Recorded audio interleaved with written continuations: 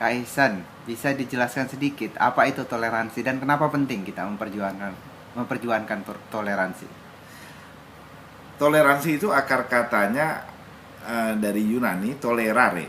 Ah, Tolerare itu artinya ada unsur menanggung beban gitu. Menanggung beban dalam pengertian sebenarnya orang kan berbeda ya. Karena orang berbeda, orang tidak selalu suka kepada orang lain kan gitu ya, karena berbeda. Bukan hanya karena agama tapi yang lain-lain juga ya, karena hobi, karena etnisitas, karena apa gitu. Nah, agar hidup damai saya mau menenggang rasa gitu, meskipun saya nggak suka sama kamu misalnya, saya menerima kehadiran kamu. Jadi ada beban tertentu yang saya tanggung karena hal yang sama juga saya minta dari kamu kepada saya. Kamu kan belum tentu suka saya secara agama, secara etnis, secara hobi, secara mau makan apa gitu ya. Nah, saya ingin kamu juga menenggang ketidaksukaan kamu kepada saya gitu sebenarnya. Jadi ada unsur itu. Jadi ada unsur uh, saling berbagi beban dengan tujuan bisa hidup bersama secara damai dan aman gitu. Nah, itu secara minimal ya yang dikenal dengan toleransi. Atau itu toleransi yang dalam bahasa kita bisa sebut toleransi cuek, toleransi negatif lah. Nah, toleransi positif itu adalah toleransi yang kira-kira kita berbeda, tetapi saya mengusahakan mengambil yang paling baik dari kamu, seperti halnya kamu, Anda juga mengambil yang terbaik dari saya, sehingga kita bisa saling berbagi, saling memperkaya gitu. Nah, mengapa itu penting? Karena ya kita berbeda, manusia itu diciptakan oleh Tuhan berbeda satu sama lain. Lagi-lagi bukan hanya karena agama tapi karena etnisitas gitu ya, karena bahasa, karena kamu orang Amerika, saya orang Indonesia dan sebagainya. Bahkan karena kamu hobi makan sayur asem, saya hobinya makan rendang gitu ya. Kalau kita mau makan bersama ya kita harus pilih, sekali-kali makan rendang, sekali-kali makan sayur asem gitu. Nah, yang paling baik adalah kita melupakan, tidak mencontoh apa yang buruk kita anggap buruk dari seseorang, tetapi mengambil apa yang kita anggap paling baik dari orang lain gitu ya. Nah, dasar dari semua itu adalah yang disebut prinsip dasar dalam hubungan antar manusia ya, golden principle, prinsip emas dalam hubungan antar manusia, yang berbunyi kalau jangan berbuat sesuatu yang kamu sendiri tidak ingin orang lain lakukan terhadap kamu. Kamu jangan melakukan terhadap orang lain apa yang kamu sendiri tidak ingin orang lain itu lakukan terhadap kamu gitu ya. Nah, itu kan ada dalam semua agama. Kalau kita mau merujuk kepada agama ya, ada hadis yang bilang bahwa perlakukanlah tetanggamu seperti halnya kamu memperlakukan dirimu sendiri misalnya gitu. Jadi itu ada di semua di semua tradisi, bukan hanya agama bahkan, dan itu dimaksudkan agar kita bisa hidup damai tanpa mengurangi apa yang kita percayai, apa yang kita yakini sebagai orang yang beriman misalnya gitu.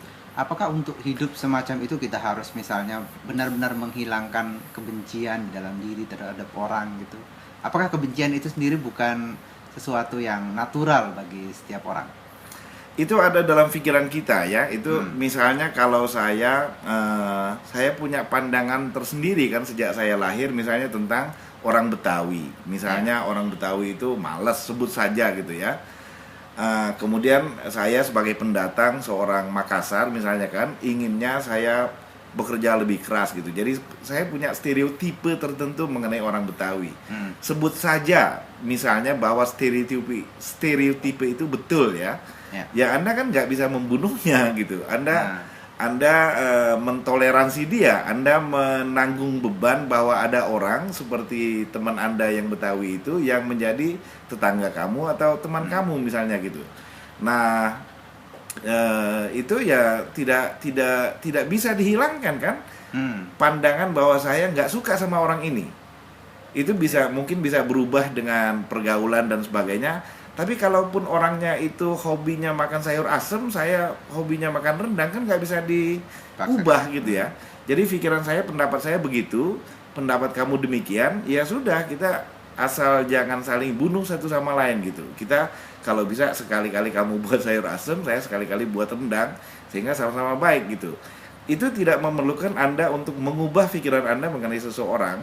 Itu tidak mengubah Anda, tidak mengharuskan Anda untuk misalnya mengubah agama Anda misalnya ya.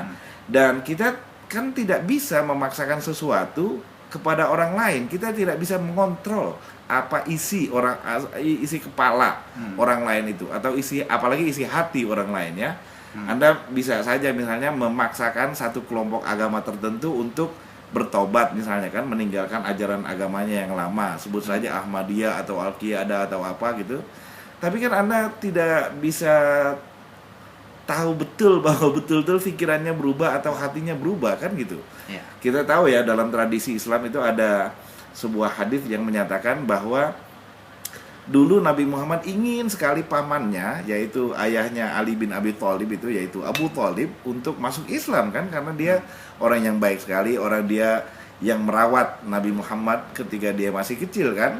Tetapi kita tahu dari sejarah Islam bahwa ayahnya Ali bin Abi Thalib itu, yaitu Abu Thalib, itu wafat sebelum dia menyatakan syahadat kan, menyatakan asyhadu alla ilaha illallah wa asyhadu anna muhammadar rasulullah, dan itu berarti bahwa dia muslim kan.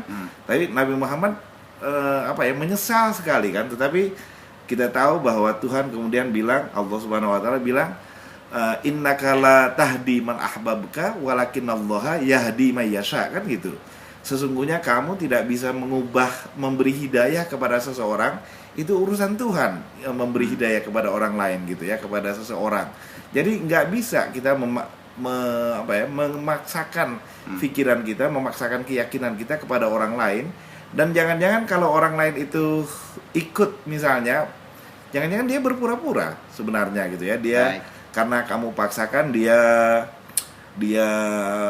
ya bertobat gitu ya, padahal di dalam, siapa tahu yang ada dalam hatinya atau pikirannya gitu. Jadi jangan-jangan sebenarnya karena kamu memaksakannya pakai kekerasan, pakai senjata, dia pura-pura, dan itu sebenarnya kan Anda sedang dilecehkan, Anda sedang memaksakan sesuatu yang tidak bisa Anda paksakan kepada orang lain. Itu satu ya. Nah, yang kedua juga kita tahu ya, kalau saya misalnya seorang muslim, saya percaya sekali bahwa pada akhirnya orang bisa dimintai tanggung jawabnya di akhirat kelak kalau dia diberi pilihan gitu.